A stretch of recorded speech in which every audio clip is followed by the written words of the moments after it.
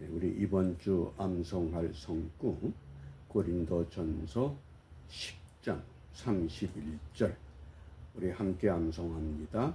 그런즉 너희가 먹든지 마시든지 무엇을 하든지 다 하나님의 영광을 위하여 하라.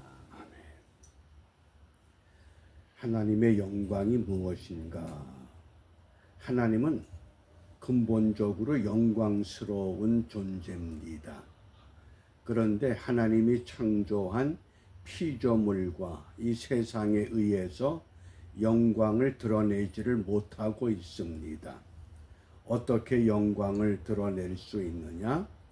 요한복음 11장 40절 어제 이어서 나사로가 죽을 병이 아니라고 하면서 하나님의 영광을 드러내기 위한 병이다. 그런데 나사로가 죽었습니다. 죽어서 4일이 지났습니다. 유대 지방에서 사람이 죽고 4일이 지났으면 시체 썩는 냄새가 진동합니다. 그런데 예수님께서 나사로의 무덤 앞에 가셨습니다. 주위 사람들이 말립니다. 죽어서 냄새가 납니다. 그때 예수님께서 분명히 말씀하시기를 내 말이 네가 믿으면 하나님의 영광을 보리라. 믿는 자에게 무엇을 믿습니까? 세상을 창조하신 전능하신 여호와 하나님 앞에는 못할 것이 없다고 하는 것, 세상이 못하는 것, 못 고칠 질병, 세상이 못하는 것, 몹쓸 사람까지도 하나님의 전능의 손에 맡겨지고 믿으면 하나님의 영광을 본다고 분명히 선포하셨습니다. 오늘 우리가 예수를 믿는 믿음으로 이 자리에 모였습니다. 과연 내 믿음이 하나님의 영광을 볼 수 있는 믿음인가? 아직도 믿는다고 하면서도 어렴풋하게 믿기 까닭에 영광을 드러내지 못하는 내 영과 혼과 육, 내 삶, 이 모든 것 온전히 믿어서 하나님의 영광을 보여주는 은총의 하루가 되시기를 바랍니다. 오늘 우리가 묵상할 주제가 있는 말씀 요한복음 7장 38절입니다. 함께 읽습니다. 나를 믿는 자는 성경의 이름과 같이 그 배에서 생수의 강이 흘러나리라. 그 배에서, 배는 뭡니까? 우리 속의 깊은 곳에서, 그 배에서부터 생수의 강이 흘러나와야 된다 그럽니다. 그 생수의 강을 39절에서는 믿는 자가 받을 성령이라고 분명히 가르치셨습니다. 우리가 예수를 믿는다 고백할 때 어제 소개했던 에이도라고 하는 아는 것과 오이다라고 하는 아는 것, 에이도의 알은 그 배에서 생수의 강이 흘러나올 수 없습니다. 오이다의 그 믿음을 가졌을 때 그 배에서, 그 깊은 곳에서 생수의 강, 성령이 흘러 넘쳐난다고 주님께서 말씀하십니다. 그러면 왜 이렇게 생수의 강이 넘쳐나지 못하는 시대가 되었는가? 구약의 선지자 아모스는 이 시대를 기근과 기갈의 시대라고 예언했습니다. 앞으로 이런 시대가 올 것이다. 아모스서 8장 11절입니다. 주 여호와께서 가라사대 보라 날이 이를지라 내가 기근을 땅에 보내리니. 기근을 땅에 보낼 것이다. 양식이 없어 주림이 아니며 물이 없어 갈함이 아니요 여호와의 말씀을 듣지 못한 기갈이다. 요즘 얼마나 설교가 많습니까? 뭐 유튜브 동영상 열기만 하면 수천 수만 개 설교가 전 세계 각지에서 다 우리에게 열려집니다. 그럼에도 불구하고 여호와의 말씀을 듣지 못한 기근과 기갈이다. 무엇 때문에? 그 원인이 무엇이냐? 시편 74편 9절에서는 선지자가 없는 시대가 되었기 때문이라고 지적합니다. 선지자가 뭡니까? 앞으로 일어날 일을 먼저 알고 이렇게 대비하라고 깨우쳐 주어야 할 사명을 가진 선지자. 설교자는 많습니다. 선지자가 없다고 하는 것 때문에 에스겔 7장 26절에서는 선지자가 묵시를 잃어버리고 제사장이 율법을 잃어버리고 장로가 모략을 잃어버린 시대다. 직분자들은 많지만은 직분자들이 감당해야 할 역할을 바르게 소화하지 못하는 그런 시대다. 이런 시대를 호세아 선지자는 5장 6절에서 이렇게 정의했습니다. 여호와가 너희를 떠났다. 하나님이 떠나버린 시대랍니다. 하나님이 무소부재하십니다. 전지전능하십니다. 여호와가 떠났다고 하는 건 무엇을 상징합니까? 그것이 오늘 이 말씀에 보면 예레미야 선지자가 이렇게 우리에게 일러줍니다. 예레미야 2장 13절에 보면 내 백성이 두 가지 악을 행했다. 생수의 근원되는 나를 버린 것. 하나님을 버렸다는 겁니다. 하나님은 버림을 받지 않는 영원 무궁한 존재입니다. 그런데 피조물이 나는 하나님 필요 없이도 얼마든지 세상을 넉넉하게 살아갈 수 있다. 인간의 교만이 생수의 근원되는 나를 버렸다고 합니다.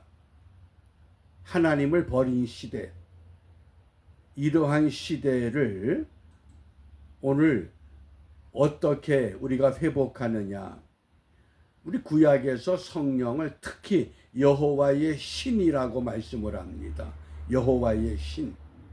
주로 사사기에서 그 혼돈의 시대에 여호와의 신이 임재하면 어떤 현상이 있었느냐?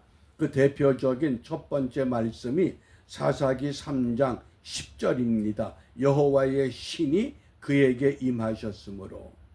요즘으로 말하면 성령이 그에게 임하셨으므로 그가 이스라엘 사사가 되어 나가서 싸울 때에 여호와께서 메소포타미아 왕 구산 리사다임을 그 손에 붙이심에 온니엘의 손이 구산 리사다임을 이기니라. 사사가 여호와의 신의 감동을 받게 되니까 강력한 메소포타미아 왕과 싸울지라도 그 왕을 이기게 하신다. 북한이 핵무기를 가지고 남한을 위협하고 어렵게 할지라도 하나님의 신에 감동된 믿음의 사람들이 분명히 나라와 민족을 위해서 간구하고 울부짖으면 하나님은 그들을 통해서 북한을 붕괴시키신다. 그 뜻입니다. 무엇이 두렵습니까? 가장 두려워해야 할 것은 한마디로 말하면 여호와의 신이 나와 함께 하는가? 어떻습니까? 정말 하나님의 신이 나와 함께 하는가? 함께 하지 못하는가? 우리가 이것을 철저하게 깨달아야 됩니다. 그러므로 우리가 이 아침에 무엇을 기도해야 되느냐? 사도행전 3장 6절 베드로가 성령이 충만해서 기도 시간에 성전에 올라가는 중에 나면서부터 안진뱅이 된 사람을 만났습니다. 그가 베드로를 향해서 손을 내밀 때 베드로가 가로되 은과 금은 내게 없거니와 내게 있는 것으로 내게 주노니 곧 나사렛 예수 그리스도의 이름으로 걸으라. 구걸하러 왔던 안진뱅이가 나사렛 예수 이름을 듣고 그 자리에서 일어나서 뛰며 걷는, 한번 상상해 보시기 바랍니다. 오늘 내가 나면서부터 안진뱅이 된 사람인데 나사렛 예수 그리스도의 이름으로 걸으라 선포했을 때 그 이름으로 말미암아 내가 뛰며 걷는 이 기쁨이 있는 이런 믿음, 제가 언제 한번 소개한 적이 있습니다. 그 교황 인노센트 4세와 그 유명한 스콜라 철학의 창시자 토마스 아퀴너스가 콘스탄틴 대제가 지어서 기증한 라테란 성당 발코니에서 이런 이야기를 주고받습니다. 교황이 토마스 아퀴너스에게 이런 이야기를 합니다.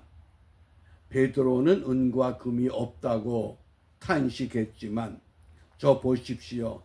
각 나라에서 들어오는 헌금 주머니, 우리 교황청은 은과 금이 넘쳐납니다. 그때 토마스 아퀴너스가 교황에게 이런 이야기를 했다고 합니다. 맞습니다. 은과 금은 넘쳐나는데 안진뱅이에게 일어나 걸으라고 하는 예수의 능력은 잃어버렸습니다. 어떻습니까?